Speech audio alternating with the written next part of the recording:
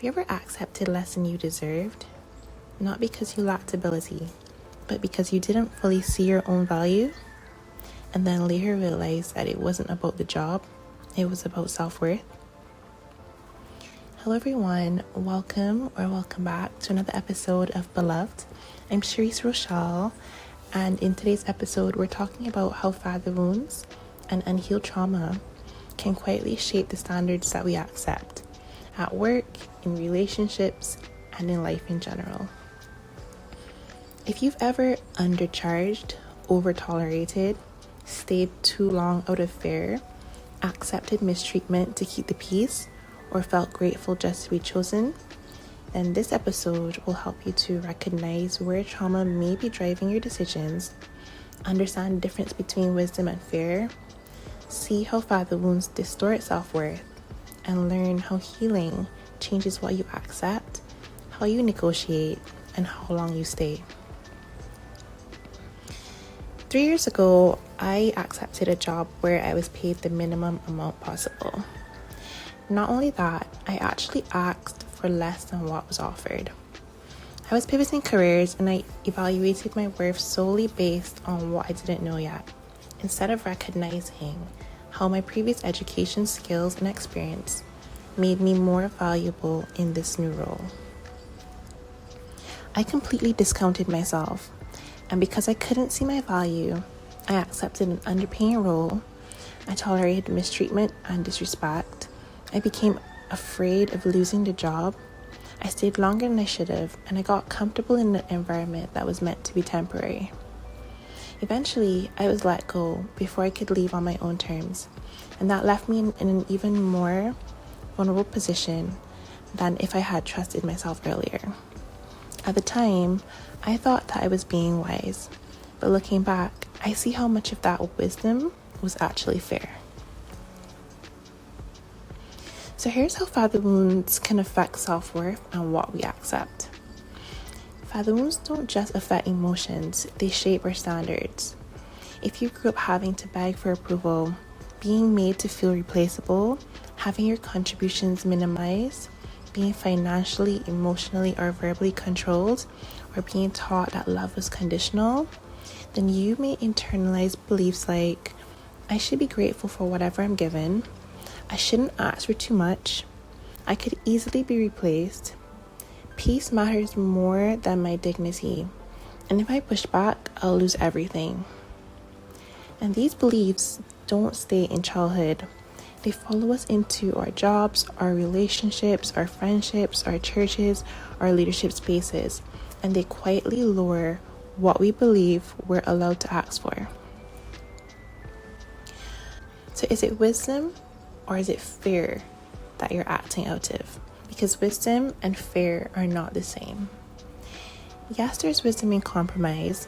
Yes, there are seasons where we take stepping stone opportunities. Yes, sometimes we endure difficulty for a greater goal. But wisdom and fear are not the same. Wisdom says, I know who I am, and I am choosing this strategically. Fear says, I don't believe I have other options. Wisdom has boundaries. Fear tolerates mistreatment. Wisdom has timelines. Fear overstays. Wisdom negotiates. Fear underacts. How can healing then change the way that we approach life? If I'd been healed and whole at the time, I may not have accepted that role at all. Or I would have negotiated differently. I would not have tolerated certain behaviors. I would not have stayed out of fear, and I would have trusted myself to leave. Healing doesn't mean that we never face hard situations. It means that we enter them with clarity.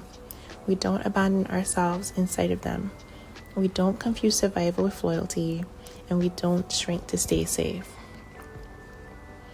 All of this isn't just about jobs either. This pattern applies everywhere. When we're unhealed, we accept inconsistent love, we excuse disrespect, we stay in environments that drain us, we settle for less, we mistake endurance for character. But healing restores this vision. You begin to see your worth, your authority, your agency, and your God-given value. And with that vision comes better choices. Here's a biblical perspective. You are not your own. You were bought at a price. That's taken from 1 Corinthians chapter 6, verse 19 to 20. Your value is not determined by an employer, a partner, or a father figure. It was set by God. Let the one who boasts, boast in the Lord. That's taken from 2 Corinthians chapter 10, verse 17. Healing teaches us to anchor our worth in God, not in fear, scarcity, or approval. For God has not given us a spirit of fear, but of power, love, and a sound mind. That is taken from 2 Timothy chapter 1, verse 7. A sound mind does not undercut itself. A sound mind does not beg for crumbs. And a sound mind knows when to stay and when to leave. Here are the reflection or journaling prompts for today's episode. Where have I accepted less than I deserved and why? Was I being wise or was I afraid? What beliefs about my worth did I learn from my father or father figure? How has healing already changed what I tolerate? What would it look like to approach opportunities with confidence rather than fear? Today's affirmation is, I know my worth. I do not need to beg for what God has already assigned to me. I choose wisdom, not fear. And I trust myself to walk away when it's necessary. The key verse from today's episode is, the Lord will perfect that which concerns me. Taken from Psalm 138, verse 8. God is invested in your growth, not your diminishment. Healing doesn't just change how we feel, it changes what we accept. And when father wounds are addressed, we stop negotiating against ourselves. You were never meant to shrink to survive. You were meant to stand whole, confident, and aware of your value. And as you heal, your standards will rise, not because you're arrogant, but because you finally see yourself the way that God always has. Thank you so much for joining me for today's episode. That's all for today.